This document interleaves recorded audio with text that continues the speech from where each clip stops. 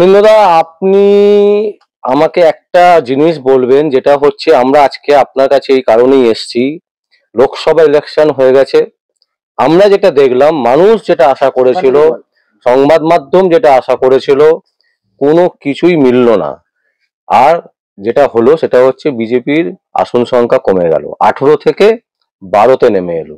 এর মানে কোন জায়গাটা খামতি ছিল বিজেপির, যে সিটগুলো এতগুলো সিট কমে, মানে 18 থেকে 12 মানে অনেকটা। যদি 18 থেকে 18, 16 হতো, 17 হতো, তাহলেও মানার ব্যাপার ছিল, কিন্তু 18 থেকে 12 কি কারণে? দেখুন, এটা তো পার্টির ইন্টারনাল ব্যাপার এবং সেটা নিয়ে নিশ্চয়ই গবেষণাও চলছে। আমি একজন সাধারণ নাগরিক হিসেবে আমার যেটা মনে হয়েছে আমি বলতে পারি যে জেনারেলি যারা যারা যেখানে ছিল, জিতেছিল, জেতা ক্যান্ডিডেট পরিবর্তন করা এবং বিজেপির ইন্টারনাল যে পার্টি যেটা আরএসএস এর উপর নির্ভর করে চলে, আমার মনে হয়েছে আরএসএস এর এবারে খুব একটা ভূমিকা ভালো ছিল না, সারা রাজ্যে নয় সারা ভারতবর্ষের ক্ষেত্রে। কারণ নাড্ডাজি নিজেই বলেছেন যে আরএসএস কে আর দরকার নেই। এগুলোর একটা প্রভাব পড়েছে আমার মনে হয়েছে, যার ফলস্বরূপ এগুলো ইলেকশনে লড়তে গেলে আপনাকে জয়েন্টলি লড়াই দরকার, সবাইকে নিয়ে লড়তে হবে। তো আপনি একা স্বাবলম্বী হয়ে গেছেন, আর কারোর দরকার নেই, এগুলো না বললেই মনে হয় ভালো হতো। এগুলো তো একটা এফেক্ট আছেই। আর আরেকটা আমার যেটা মনে হয়েছে, রাজনীতি করতে গিয়ে ভোটের রাজনীতিতে শুধু হিন্দু ভোট নিয়ে আপনি জিতে বেশি এগোতে পারবেন না, বেশি দূর এগোতে পারবেন না। মুসলিম ভোটাররা ভোট দেয় না, একেবারেই দেয় না, এটা আপনি কখনোই বলতে পারবেন না। কিন্তু সেখানে দাঁড়িয়ে অন্যান্য স্টেটে কি হয়েছে আমি ঠিক বলতে পারবো না, কিন্তু বাংলায় কোনো মুসলিম মুখই ছিল না। মুর্শিদাবাদ বা বিভিন্ন জায়গায়, যে সব জায়গায় সংখ্যালঘু অধ্যুষিত এলাকা, সেখানে বিজেপির ক্যান্ডিডেট করা যেতেই পারতো মুসলিম। এমনটা নয় যে আপনি মুসলিম ভোটার বাদ দিয়ে কি উত্তরপ্রদেশে বিজেপি সরকার এতগুলো সিট পেয়েছিল বা পেয়ে আছে? সম্ভব? এটা সম্ভব না।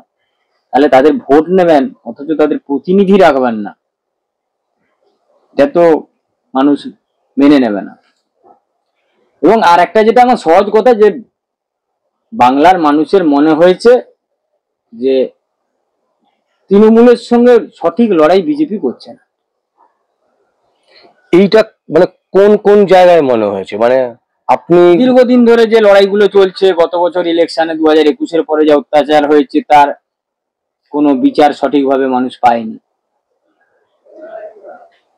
এবং যারা মাঠে ময়দানে লড়াই করছে, যারা কেস খেয়েছে, ঘরবাড়ি লুটপাট হয়েছে, ধর্ষিত হয়েছে, সেগুলো নিয়ে সিবিআই এর অর্ডার হয়েছিল, কিন্তু আজও পর্যন্ত তার কোনো সঠিক বিচার মানুষ পায়নি।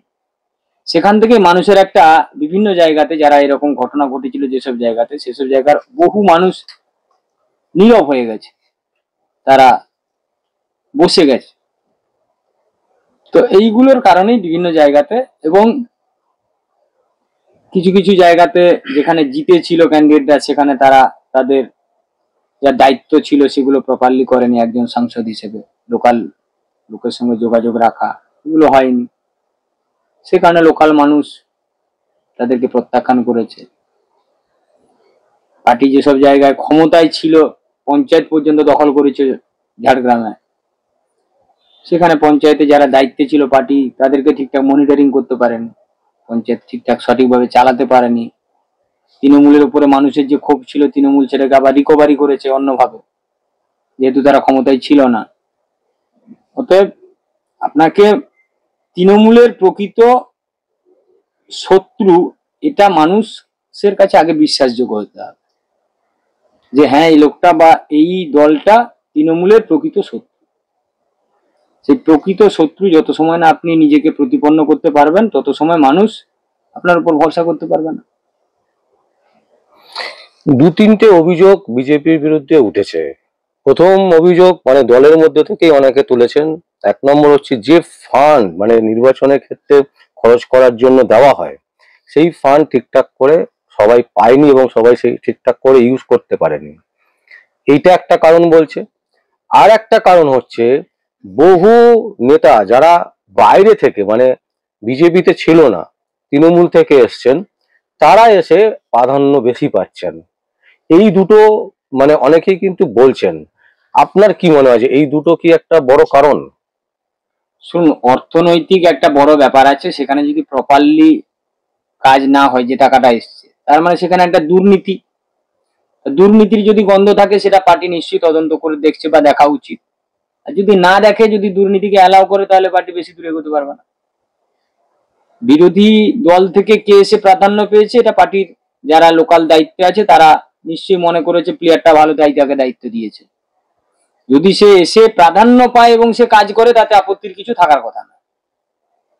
প্লেয়ারটা যদি ভালো হয়, সে যে দলেই থাকুক না কেন, সে যদি আমার দলে এসে ভালো কাজ করে, তাহলে এখানে আপত্তির কিছু নেই। কিন্তু তার আগে যেটা বললেন টাকা পয়সার ব্যাপার, সেটা যদি দুর্নীতি হয়ে থাকে, দুর্নীতিকে অ্যালাউ করা উচিত না, দুর্নীতির বিরুদ্ধে স্টেপ নেওয়া উচিত। আর সেটা যদি না নেয়, তাহলে পার্টির ক্ষতি হবে। না, অনিন্দ্যদা, একটা জিনিস বলছি যে একটা লোক 1 সপ্তাহ আগে পার্টিতে জয়েন করছে, তাকে সঙ্গে সঙ্গে হ্যাঁ, ভোটে সেইগুলো আমারও ব্যক্তিগত মত যে সেটা ঠিক নয়। তার একটা এফেক্ট জনমানুষে পড়ে। যে লোকটা কাল পর্যন্ত তৃণমূল ছিল, সে আজকের এসে টিকিট পাবে, আর আপনি তো এটাই বলতে চাইছেন। একদমই। হ্যাঁ, সেক্ষেত্রে আমার মনে হয় সেটা পার্টির বিবেচনা করা উচিত। লোকসভা ভোটের মানে লাস্ট দফা, সপ্তম দফা ভোটে আমরা রীতিমতো চষে বেরিয়েছিলাম, কারণ আমাদের তো খুব বেশি টিম নেই, বড় টিম না ছোট টিম। ফলে আমরা লাস্ট দিনকে আমরা ঘুরে বেরিয়েছিলাম, বিভিন্ন মানুষের সাথে কথা বলেছি, এমনকি সজল ঘোষকেও আমরা অনেকক্ষণ ফলো করেছি বিধানসভা ইলেকশন। তাতে আমরা দেখেছি কিন্তু মানুষের যেভাবেই হোক, সে দুর্নীতি করে হোক, চুরি করে হোক, চিটিংবাজি করে হোক, একটা বড় মানুষের বড় সংখ্যা, সংখ্যক মানুষ। বড় সংখ্যক মানুষ তৃণমূলের দিকে ঝুঁকে আছে। এবং আমরা বলছি, আমাদের ভিডিও ফুটেজেও আছে, এই আপনার বরানগরে সজল ঘোষের যে সজল ঘোষের সাথে কেউ ছিল না, কোনো লোক ছিল না, শুধুমাত্র পুলিশ, কেন্দ্রীয় বাহিনী আর হচ্ছে মিডিয়া। সেখানকার মানুষ বলছে যে সজল ঘোষ যাচ্ছে, এই দেখ মিডিয়ার বাহিনী, এই দিয়ে কি ভোট হবে? কেন, ওখানে কি লোকাল পার্টির? আমরা কিন্তু আমাদের ফুটেজে দেখিয়ে দেবো, প্রায় ঘন্টা দুয়েক আমরা ওনার সাথে ছিলাম, লোকাল কোনো পার্টির কেউ ছিল না। মানে এইটা কেন বলছি আপনাকে, এই কারণেই বলছি যে যে আশা মানুষ করেছিল, এবং আমরা যেহেতু প্রতিটা দিন বেরোতে পারি না, যেদিনকে আমরা বেরিয়েছি সেই দিনকে আমাদের ফুটেজ যেটা এসছে, তাতে কিন্তু এটাই, তার মানে কি শুধু মিডিয়া দিয়ে কাজ হবে? না, মানুষের কাছে যদি একেবারেই সেটা আমি পারে, মনে করি না যে মিডিয়া আর কোর্ট দিয়েই আপনি দল চালাবেন, সেটা হতে পারে না। আমি প্রথমেই আপনাদেরকে বলেছি, মানুষের পাশে যেতে হবে এবং মানুষের ভালোবাসা এবং বিশ্বাস অর্জন করতে হবে। সেই জায়গাতে ঘাটতি আছে। আপনি ওপরে ওপরে কেন্দ্রীয় বাহিনী দিয়ে, ইডি সিবিআই দিয়ে বা কিছু কোর্টের অর্ডার দিয়ে আপনি দল চালাবেন মনে করলে দল চলবে না। উত্তর কলকাতায় তাপস রায় দাঁড়িয়েছিলেন একটা কেন্দ্রে, মানে বুথের আগে যে 200 মিটার আগে যে লোকজন বসে থাকে, একটা জায়গা তো আমরা দেখিনি। আমি বললাম তো, সেটা হচ্ছে সাংগঠনিক। প্রথমে আপনি যে কোশ্চেনটা করেছিলেন যে সংগঠনের ভোট প্রচারে যায় বিজেপি, কিন্তু ইন্টারনাল কাজগুলো যারা করে, অন্যান্য শাখা সংগঠন, মাদার সংগঠন, তাদের সঙ্গে আমার মনে হয়েছে এই ইলেকশনে সঠিকভাবে যোগাযোগ হয়নি বা ঘাটতি আছে, সেই কারণেই ফল হয়েছে। মানে এটা কারণ কি, যে বাইরে থেকে কেউ এসে দল পরিচালনা করছে তার জন্য, না দলের আভ্যন্তরীকে ক্ষয় আপনি হচ্ছে? যদি তাকে গুরুত্ব না দেন, ক্ষয়ের ব্যাপার না। আপনি যদি মনে করেন যে ওকে ছাড়াই আমি, ওভার কনফিডেন্স যদি কেউ হয়ে যায় যে আমার প্র্যাকটিস করার দরকার নেই, আমি ম্যাচ বের করে দেবো, এটাতে তো ম্যাচের ক্ষতি হবেই। আমি ক্রিকেট খেলতে গিয়ে আমি তার আগে প্র্যাকটিস করলাম না, আমি ওভার কনফিডেন্স, আমি ভালো প্লেয়ার, ও কালকে ম্যাচ বের করে দেবো, প্র্যাকটিসের তো তাহলে দরকার থাকতো না। ঠিক অনুরূপ যারা মাঠে ময়দানে কাজ করে, সারা বছর ধরে কাজ করছে, আপনি যদি তাকে গুরুত্ব না দেন, আমার মনে হচ্ছে গুরুত্বের অভাব আছে। আমি দুজন প্রার্থী মানে লোকের নাম বলছি বিজেপির, একজন হচ্ছে সৌমিত্র খা, আর একজন হচ্ছে লকেট চট্টোপাধ্যায়। সৌমিত্র খা জিতেছেন, লকেট চট্টোপাধ্যায় হেরেছেন। দুজনেই বিক্ষুব্ধ হয়ে উঠছেন বিজেপির ইন্টারনাল। সৌমিত্র খা বলছে আমি মন্ত্রিত্ব পাই, মানে দিতে হবে আমাকে, তা না হলে আমি মমতা ব্যানার্জির সাথে যোগাযোগ করব। মানে এই যে ব্যাপারগুলো হচ্ছে, এগুলো কেন হচ্ছে? না, আমি আবারও বলি, আমি জানি না তার বাইরেও সৌমিত্র খাঁ কিছু বলেছেন কিনা। আমি একটা কালকে ওনার সাক্ষাৎকার দেখেছিলাম, উনি বলেছেন যে আমার দুদিনের মতো যখন মন্ত্রিসভা গঠন হয়েছে, দুদিন মতো আমার অভিমান ছিল, ওগুলো আমি ভুলে গেছি। আমার দরকার আমার এলাকায় রাজনৈতিক ভাবে যে পার্টি হোক, রাজ্য সরকারের যে মন্ত্রী, রাজ্যের যিনি মন্ত্রী, তার কাছেও যদি আমার এলাকার উন্নয়নের জন্য যেতে হয়, আমি যেতে রাজি আছি। তো এক্ষেত্রে উনি তৃণমূলে চলে যাবেন বলে বলেছে, আমি কোথাও দেখিনি বা শুনিনি। কারণ এটা তো ঘটনা যে কোনো একটা এমপি কে যদি তার এলাকার উন্নয়ন ঘটাতে হয়, তাহলে তাকে রাজ্যের মন্ত্রীর কাছে যেতে হবে, সাহায্য চাইতে হবে। এই সাহায্য চাইতে যাওয়া মানে বা এলাকার উন্নয়নের স্বার্থে যদি কোনো দাবি নিয়ে উনি যান মুখ্যমন্ত্রী বা রাজ্যের মন্ত্রীদের কাছে, তাতে উনি দল পরিবর্তন করলে বলে আমার তো মনে হয় না। বা উনি সেটা কথা কিন্তু বলেননি। আপনারা কোথায় কি দেখেছেন আমি জানি না। বাকি দল থাকলে, পদ থাকলে এই কলহ থাকবে। এটা কোনো বিশেষ ব্যাপার না, নতুন ব্যাপারও না। এটা সব পার্টিতেই আছে, ছিল, থাকবে। কেউ কোনো পার্টিতে প্রকাশ্যে আসে, কোনো পার্টিতে প্রকাশ্যে আসে না। এটা পার্টির যে যার সাংগঠনিক যেমন নিয়ম নীতি। এটাতে জয় পরাজয়ের তো ব্যাপার না। জয় পরাজয়টা নির্ভর করেছে যে সংগঠন কতটা মজবুত, মানুষের প্রতি বুথে বুথে পোলিং এজেন্ট দেওয়া এবং মানুষের সঙ্গে যোগাযোগ করার ক্ষমতা কতটা পার্টির আছে। শুধু ওপরে ওপরে কেন্দ্রীয় সরকারে আছি বলে কিছু জায়গায় আমরা আছি, কমিটি করলাম, আর কিছু মিটিং মিছিল করলাম, এই করে আপনি সব জায়গার ভোট পাবেন না। আপনাকে ভোট হয়ে যাওয়ার পরের দিনে আপনাকে সেই বুথের ভোটার পাবে কি পাবে না, যে লোকাল নেতৃত্বের মুখের উপরেই ভোট দিতে যাবে। কারণ আপনি মোদিজিকে দেখে ভোট নিতে যদি যান, ভোট হয়ে যাওয়ার পরে তো আপনি কালকে মোদিজিকে পাবেন না। আপনাকে তো লোকাল বুথের যারা লিডার আছে আপনার সংগঠনে, তাকে তো আপনাকে প্রয়োজন। সেরকম যদি কোনো লিডার না থাকে, তাহলে পাবলিক কেন ভোট দেবে আপনাকে? আপনাকে তো একটা বিরোধী মুখ বা বিরোধী দল চালাতে গেলে তো একটা নেতৃত্ব দরকার, লোকাল নেতৃত্ব। সব জায়গায় যে যার মতো করে নেতৃত্ব লাগবে। মূল বুথগুলোকে পরিচালনা করবে লোকাল নেতৃত্ব। সেই নেতৃত্ব যদি মানুষ যদি তার উপরে ভরসা না করে, অথবা যার উপরে মানুষের ভরসা আছে তাকে যদি পার্টি গুরুত্ব না দেয়, তাহলে সে বসে গেলে পার্টির ভোটাররা বসে যাবে। এই জায়গাটা সামঞ্জস্যতা রক্ষা করতে হবে পার্টিকে। এই যে প্রকাশ্যে বারবার করে চলে আসছে, মানে নিজেদের মধ্যে দ্বন্দ্ব, এবং সেটা মিডিয়ার সামনে, এটা দলের ক্ষতি করছে না? এগুলো পার্টি যখন হেরে যায় তখন এগুলো আসে। এটা সব সময় হয়, সব দলেই হয়। পার্টি হেরে গেলে, সে যত বড় দলই হোক, যে দলই হোক, হেরে গেলে নানান কারণ ব্যাখ্যা হবে, জিতে গেলে আর এইসব কোনো কথাই আসতো না, আসবে না। বাংলার মানুষ আশা করেছিল যে মাননীয় প্রাক্তন বিচারপতি অভিজিৎ গাঙ্গুলি হয়তো একটা মন্ত্রিত্ব পাবেন, এবং খুব জোরালো একটা, সবাই মানে নিউজেও আমরা দেখেছিলাম যে উনি পাচ্ছেন, ওনাকে ডেকেছেন, প্রধানমন্ত্রী ডেকেছেন ওনাকে, এরকম অনেক বিভিন্ন রকম নিউজ দেখা গেছে। আপনার কি মনে হয় যে আগামী দিনে, মানে এখন না হোক, আগামী দিনে মাননীয় প্রাক্তন বিচারপতি অভিজিৎ গাঙ্গুলিকে কোনো একটা মানে দায়িত্ব দেওয়া হবে মন্ত্রিত্বের? হতেই পারে, এগুলো তো সম্ভাবনা ব্যাপার। আর এই জিনিসগুলো অনেকটা নির্ভর করে প্রত্যেকের ব্যক্তির ভাগ্যের ওপর। ওনার যদি কপালে থাকে মন্ত্রিত্ব, নিশ্চয়ই পাবেন। যোগ্যতা তো ওনার আছে, সেটা নিয়ে তো কোনো কোশ্চেন নেই। বাদ বাকি তো ভাগ্যেরও প্রয়োজনীয়তা আছে। সেটা যদি ওনার কপালে মন্ত্রিত্ব থাকে, উনি হবেন। আমার শেষ প্রশ্ন অনিন্দদা, 2026-এ বিধানসভা আসছে। ধরুন আপনি কোচ বিজেপির, আপনি এই দলটাকে মানে কিভাবে রাখবেন, মানে কি পজিশন করবেন আপনার, মানে আপনার চিন্তা ভাবনা কি হবে? ওই তো আপনাকে এক কথা বললাম, যে দলকে পরিচালনা করতে গেলে গ্রাসরুট লেভেল থেকে যারা মাঠে ময়দানে কাজ করছে তাদেরকে গুরুত্ব দিতে হবে, তাদের প্রাধান্য দিতে হবে। যারা ভোটটা করাবে তাদের কথা শুনতে হবে, দিয়ে একটা সবাইকে নিয়ে চলতে হবে আপনাকে। মানে আমি বলছি যে কোচ হিসাবে কাকে দেখতে চাইবেন, তারপর হচ্ছে। না, এখানে দেখা দেখির কোনো নয়। আমি আপনাকে বলি, প্রত্যেকটা ব্যক্তির একটা নিজস্ব স্টাইল থাকে, প্রত্যেকটা ব্যক্তির। কিন্তু আপনি শুধু একা ভালো খেললে বা আপনি একা ভালো প্লেয়ার হবে না। আপনি দল জেতাতে পারবেন না। এটা একটা যৌথ টিম।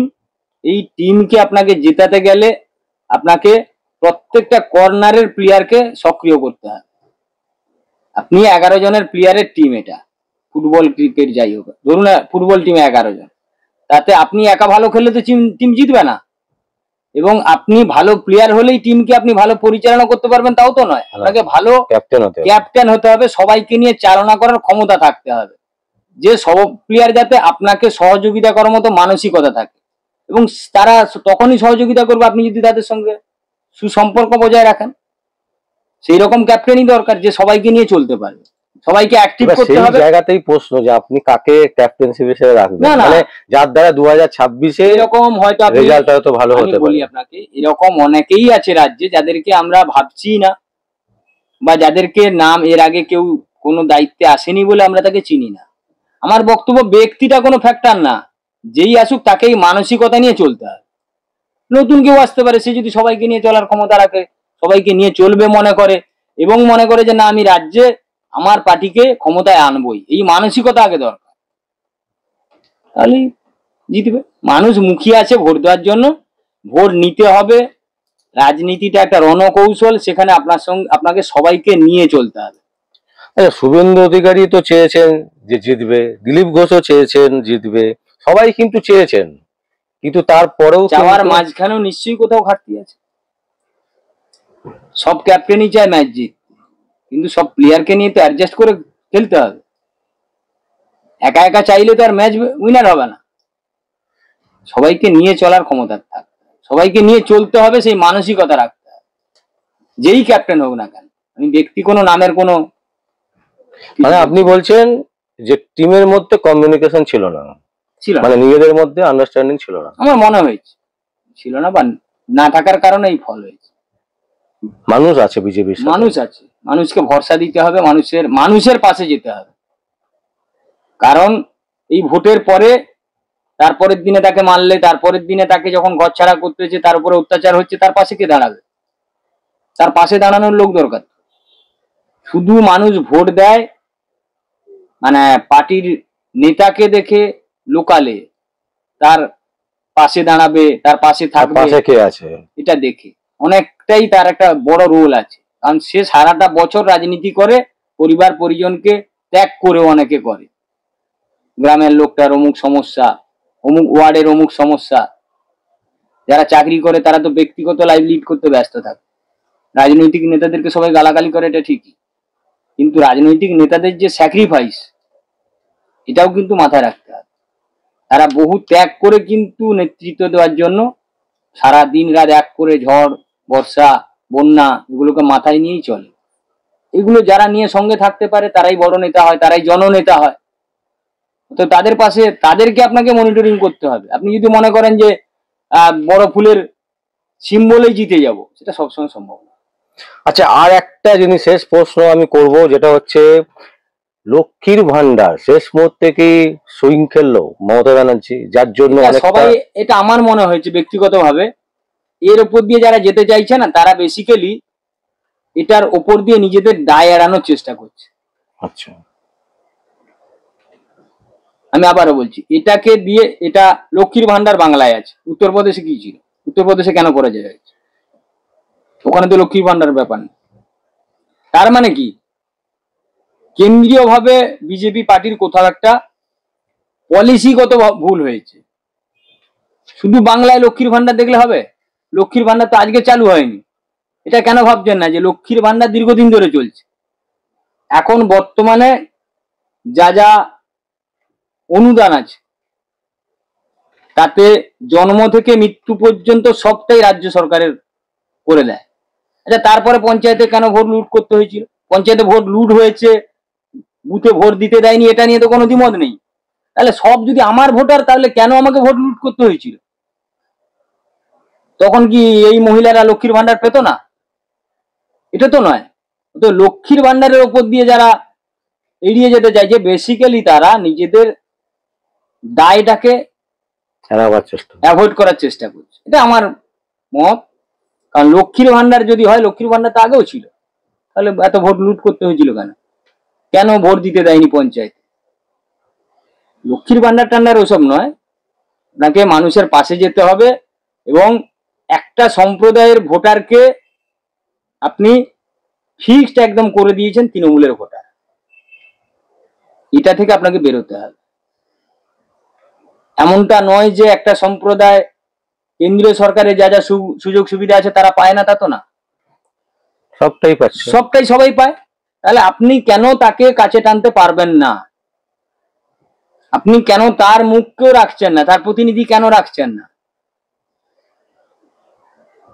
আপনি সব জায়গায় সংরক্ষণ করতে চাইছেন, তা সব জায়গায় তো রাজনীতিতেও তো একটা কোথাও ঘোষিত আছে কোথাও অঘোষিত আছে, তার তো একটা সংরক্ষণ আছে, সে তো তার প্রতিনিধি চাইবে। একটা মহিলা মামলা করতে এসেও সে প্রথমে একটা মহিলা লয়ার খোঁজে, কারণ তার অনেক মনের কথা সে খুলে বলতে পারবে। এটা তো অতি বাস্তব কথা। একটা কাস্টের লোক সে তার কাস্টের লোককে খোঁজ করে তার মনের কথা বলার জন্য, তো আপনাকেও তো তার প্রতিনিধি রাখতে হয়।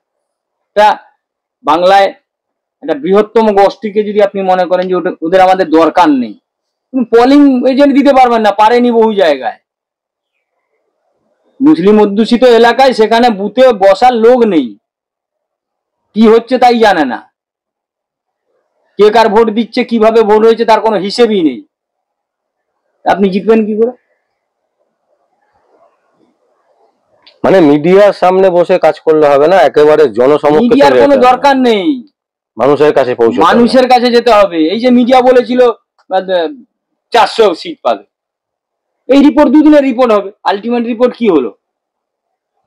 আপনাকে জনগণ হচ্ছে আসল মিডিয়া, জনগণই হচ্ছে আসল ক্ষমতার অধিকারী, আপনাকে তার সঙ্গে থাকতে হবে, তার পাশে যেতে হবে, তার কি মনের বাসনা আছে সেটা বুঝতে হবে, সে কি চাইছে সেটা জানতে হবে, এবং সেটা যতটা পারা যায় তাকে তার পাশে দাঁড়াতে হবে।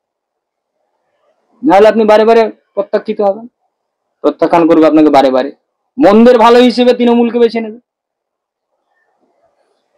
এত চুরি ডাকাতি এত কিছুর পরেও এত স্ক্যাম হয়েছে, তার বিরুদ্ধে এত অভিযোগ, তার সত্ত্বেও কিছু জায়গায় মানুষ ভোট দিয়েছে, কিছু জায়গায় লুট করতে পেরেছে। লুট করতে গেলেও ক্ষমতা লাগে, আপনার সেই লুট ঠেকানোর মতো ক্ষমতা যদি আপনার না থাকে তাহলে হারতে হবে, তাহলে আপনাকে হেরে যেতে হবে।